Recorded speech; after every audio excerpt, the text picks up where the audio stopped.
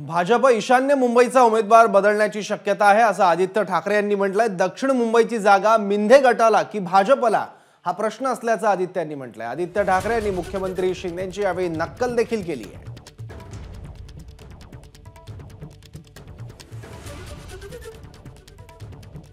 दक्षिण मुंबईत देखील हाच प्रश्न आहे। मनसेला मिळणार 2 वेळा तिथे बोलून काही दिलं नाही दिलं लाज तर काढली, पण मनसेला देणार की भाजपा ठेवणार की मिंदी गटाला मिळणार? आणि मिंदी गटाचा प्रॉब्लेम असा झालाय, आधी सांगितलं होतं एक जरी खासदार पडला तरी मी आता काय राजीनामा देईन।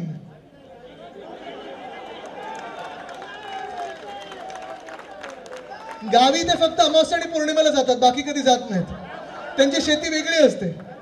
पण आता किती तिकीट जाहीर केली त्यांनी? त्याच्यातून बदलायला किती लावली आहेत?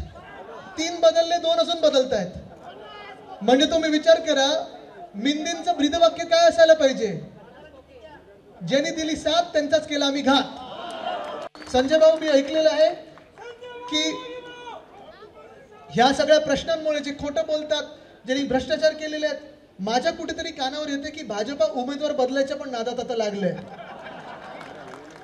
पक्की माहिती आहे की तुम्हाला घाबरून लागलेले आहे। शिवसेनेला घाबरले भाजप आणि म्हणून 2च उमेदवार जाहीर केले, 4 उमेदवार जाहीर केले नाहीयेत।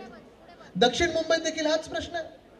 मनसेला मिळणार 2 वेळा तिथे बोलून काही दिलं नाही दिलं लाज तर काढली, पण मनसेला देणार की भाजपा ठेवणार की मिंदी गटाला मिळणार? एबीपी माझा, उघडा डोळे बघा नीट।